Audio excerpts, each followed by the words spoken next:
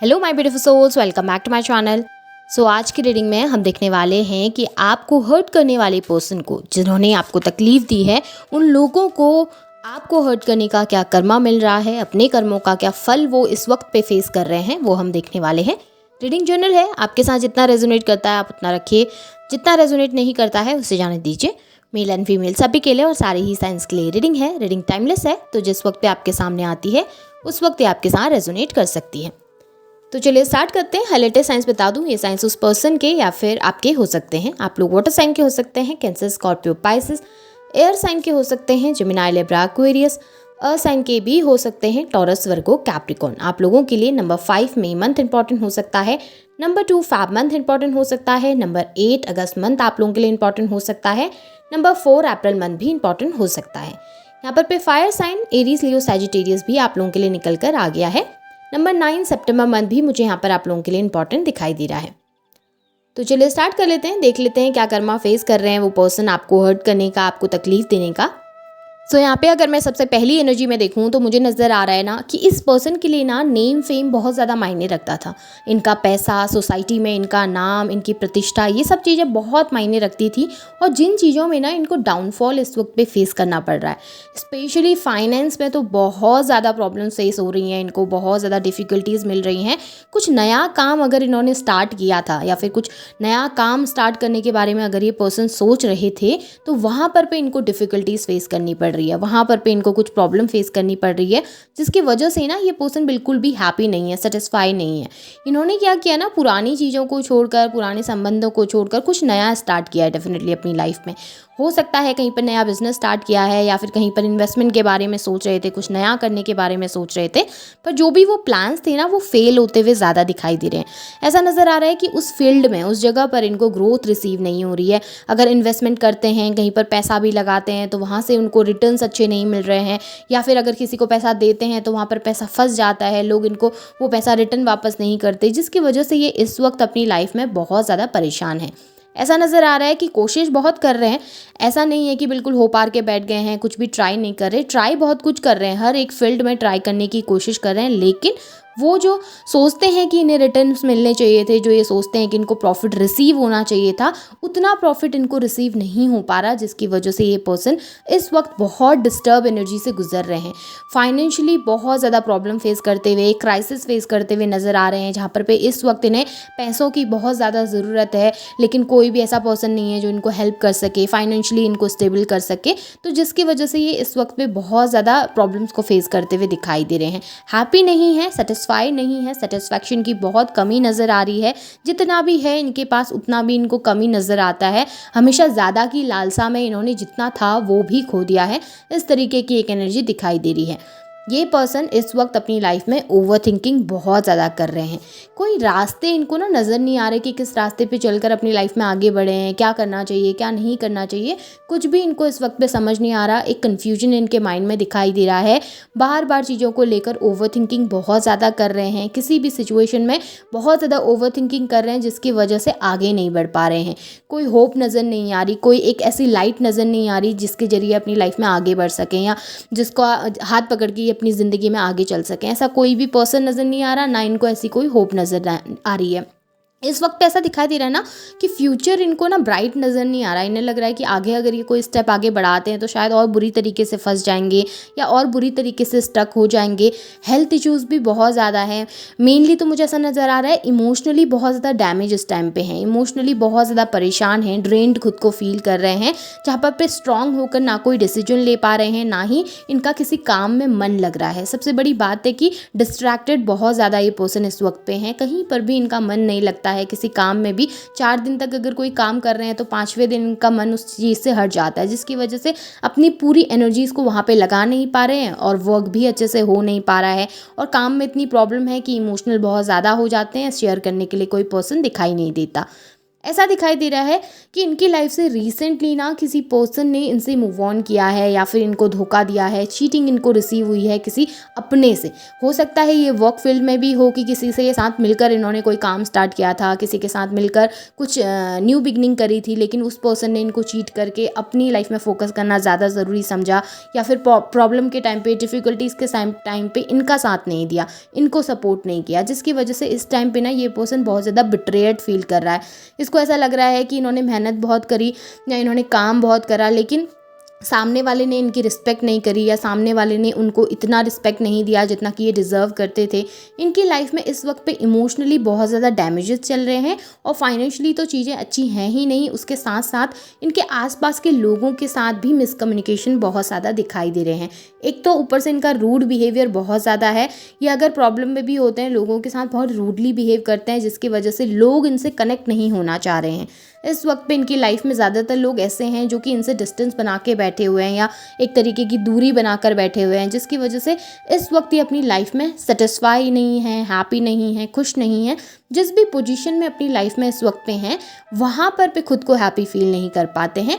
चाहते बहुत कुछ है पर अचीवमेंट हासिल नहीं हो पा रही हैं इस पर्सन को। ऐसा दिखाई दे रहा है कि इस वक्त बहुत ज़्यादा कन्फ्यूजन तो है ही है, साथ में इनकी लाइफ में ना जो इम्पॉर्टेंट चीज़ें हैं, इनकी लाइफ में जो इम्पॉर्टेंट लोग हैं वो इनसे दूर जा रहे हैं, जिसकी वजह से ये अपनी लाइफ में स्टेबल होकर कोई डिसीजन नहीं ले पा रहे।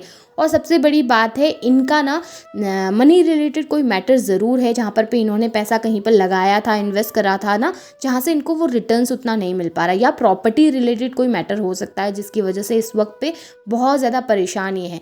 पैतृक संपत्ति, जो पुरानी संपत्ति है, पितरों से आई हुई चली, भाइयों में जिस तरीके से संपत्ति का बंटवारा हो जाता है, तो उन चीज़ों को लेकर बहुत ज़्यादा लड़ाई झगड़े चलते हुए नज़र आ रहे हैं।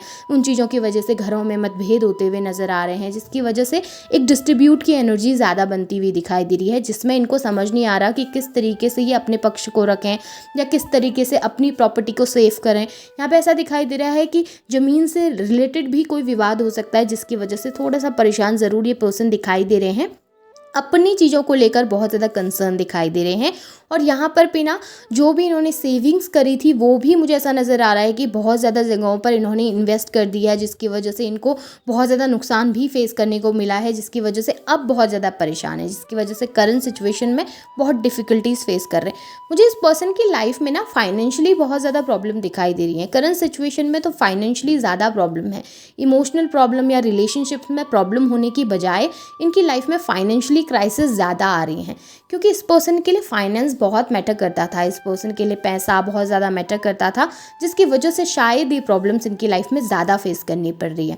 क्योंकि यहाँ पर भी मुझे दिखाई दे रहा है कि मेहनत बहुत कर रहे हैं, वर्कोहॉलिक बहुत हैं, काम में बहुत ज़्यादा ध्यान लगाते हैं और मेटलिस्टिक सोच ज़्यादा है। इमोशनल होने से ज़्यादा मेटलिस्टिक हैं, लोगों को वैल्यू देने से ज़्यादा या अपने रिलेशनशिप्स को वैल्यू देने से ज़्यादा ये पर्सन ना मेटलिस्टिक चीज़ों को ज़्यादा वैल्यू देते हैं, पैसों को ज़्यादा वैल्यू देते हैं, जिसकी वजह से ना जब पैसे इनकी लाइफ से जाते हैं या पैसे इनकी लाइफ से दूर होते हैं तो इनको ज़्यादा इफेक्ट पड़ता है, ज़्यादा इनको पेन महसूस होता है। इस वजह से शायद इन्हें कर्मा भी उसी वे में मिल रहा है जिस वे में इनको तकलीफ ज़्यादा हो। हम इमोशनल पर्सन हैं, हमसे कोई डिस्टेंस क्रिएट करता है या दूर जाता है तो हमको तकलीफ ज़्यादा महसूस होती है, लेकिन जो मेटलिस्टिक लोग होते हैं ना उनको मेटलिस्टिक चीज़ों के दूर जाने से ज़्यादा तकलीफ महसूस होती है, क्योंकि वो इमोशन तो फील करते नहीं, इमोशनल बॉन्ड तो उनके इतने स्ट्रांग होते नहीं। तो ये जब मेटलिस्टिक पर्सन आपकी लाइफ में रहे हैं, इन्हें भी कर्मा उसी वे में मिल रहा है, इनकी मेटलिस्टिक चीज़ें इनसे दूर हो रही हैं।